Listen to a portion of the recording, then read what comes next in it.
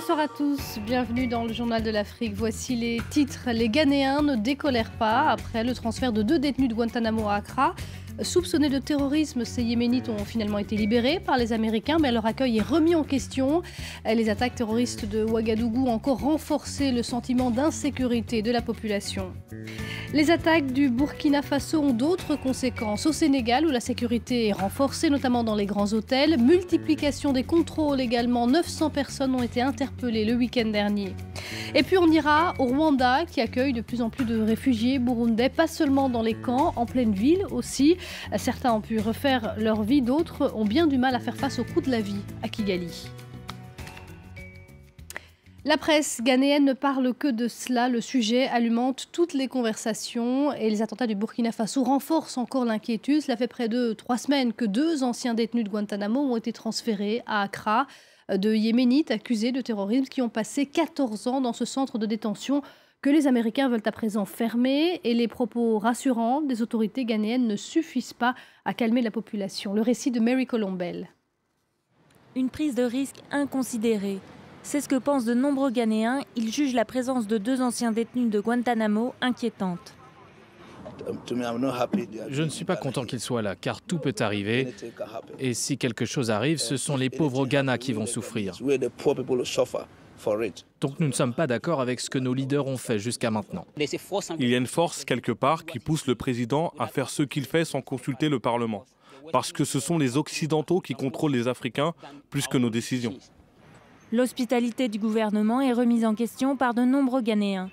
Le pouvoir a également décidé d'accueillir 2 Rwandais acquittés ou relaxés par le tribunal chargé de poursuivre les responsables du génocide de 1994. Les proches des Syriens déjà installés au Ghana vont aussi être autorisés à s'établir dans le pays.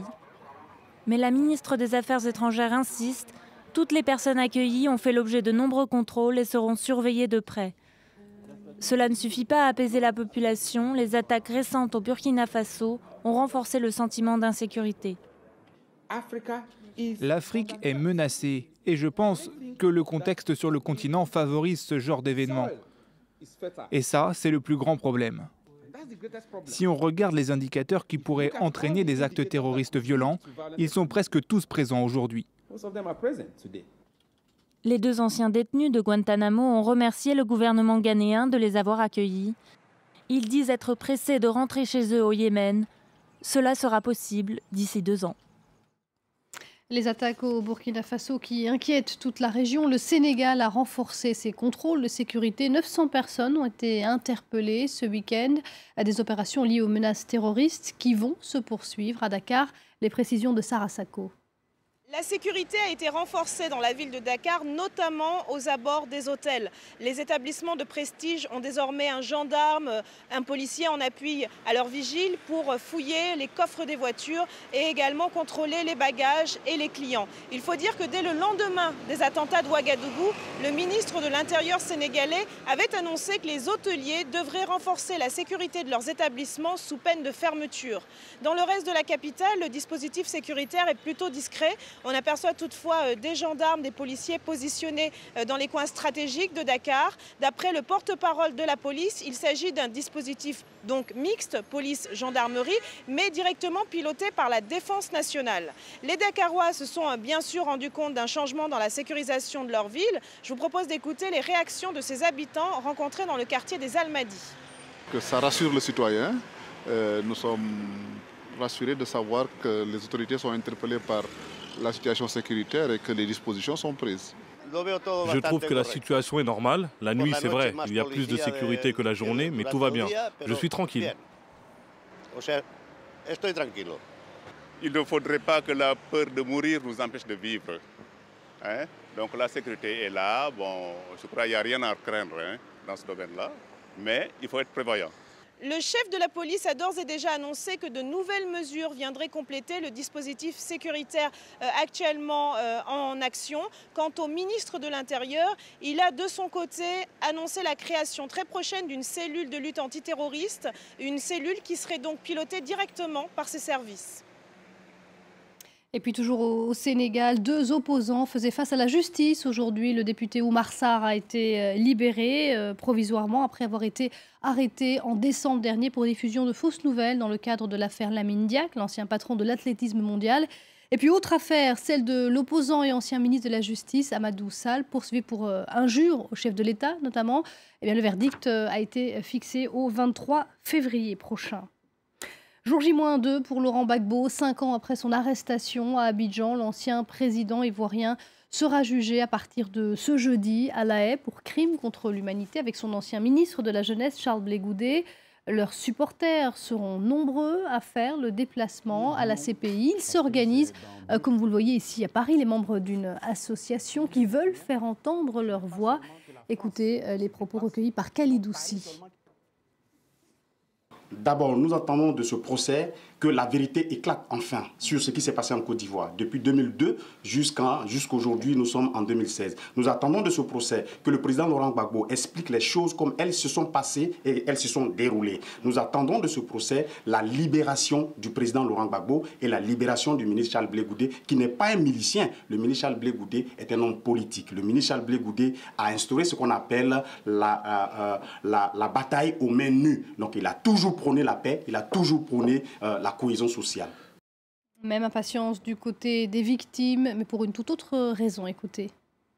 C'est un moment aussi attendu par les victimes, parce qu'il y a qui dit 3000 morts, voilà, on parle de familles endeuillées, donc ces victimes-là attendent aussi qu'elles puissent être entendues et éventuellement obtenir réparation à l'issue de ce procès-là. Procès, donc ce sera jeudi à La Haye. Le président tunisien en visite au Koweït, Béji Caïd Essebsi, a débuté une visite de 2 jours. Il a été accueilli par l'émir du Koweït, Cheikh Sabah Al-Ahmad Al-Sabah. Alors qu'en Tunisie, son parti, Nida Tounes, continue à se déchirer. Il a perdu aujourd'hui son statut de premier bloc parlementaire au profit de ses alliés islamistes d'Ennahda. Dans quelques jours, l'Union africaine devrait se prononcer sur l'envoi ou non d'une force au Burundi, confronté à la crise depuis 8 mois liée au 3e mandat de Pierre Nkurunziza, un pays que fuient de plus en plus de Burundais face au risque de guerre civile ou de génocide. Ils sont nombreux à choisir le Rwanda, voisin. Regardez ce reportage à Kigali. Encore récemment, Mick comptait ouvrir un bar à Bujumbura, la capitale du Burundi. En avril dernier, quand le président Pierre Nkurunziza s'est présenté à un 3e mandat, Mick pensait que le mouvement de contestation s'apaiserait rapidement. Mais 9 mois plus tard, le pays est toujours plongé dans la violence. Aujourd'hui, sa vie a basculé. Mick est parti pour le Rwanda, où il tente de refaire sa vie. Chaque jour, ça devenait pire. Donc je ne pouvais pas travailler parce que, surtout les bars, c'est le travail du soir. Donc, vu qu'il y avait l'insécurité, j'ai dû attendre. J'ai attendu longtemps, mais on n'a jamais pu ouvrir. La plupart des 75 000 réfugiés burundais sont entassés dans des camps.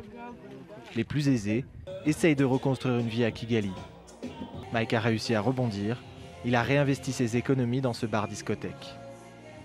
J'ai eu un coup de chance d'avoir un endroit, mais c'est dur parce qu'il faut tout changer, il faut tout commencer à zéro. C'est une nouvelle vie, c'est une nouvelle ville. Beaucoup d'autres n'ont pas eu cette chance. Cet homme a dû fuir la capitale burundaise après avoir participé aux manifestations. Aujourd'hui, il est entassé avec 3 autres réfugiés dans ce 20 mètres carrés, sans un sou. Il souhaite rester anonyme, de peur des représailles sur sa famille. Ici, la ville à Kigali, vous voyez, quand même, c'est difficile. C'est très difficile de payer de loyer parce que, vous voyez, personne ne travaille ici, nous sommes à 4, et nos économies sont déjà finies. C'est difficile à manger, il y a des fois même on mange une seule fois par jour. On est quoi? On est foutus, on ne voit pas notre avenir. Cet homme pourtant issu de la classe moyenne pourrait aujourd'hui se retrouver dans un camp de réfugiés. Comme lui, des milliers de Burundais attendent en vain la fin du conflit dans leur pays. Face à l'échec des négociations, un sommet des chefs d'État de l'Union africaine se prononcera à la fin du mois sur le déploiement d'une force militaire au Burundi. Il y aura bien un candidat africain pour tenter de succéder à Sepp Blatter à la tête de la FIFA. La Fédération internationale de football a validé aujourd'hui 5 postulants pour l'élection du 26 février prochain. Parmi eux, donc, Tokyo Sexwale, un ancien co-détenu de Nelson Mandela qui se présente comme l'homme du renouveau. Bien loin des scandales, mais l'homme d'affaires sud-africain qui a fait fortune dans le secteur des mines et des télécommunications souffre d'un manque d'appui au sein du football mondial. Verdict donc le 26 février prochain. Et on va se quitter en musique après le succès planétaire de Selfie. Koffi Olomide revient avec un nouveau titre, Tournevis. Déjà près de 300 000 vues sur le net en 15 jours à peine. Restez sur France 24. On se quitte sur ces images. Allez tourner, Volcan, tu vas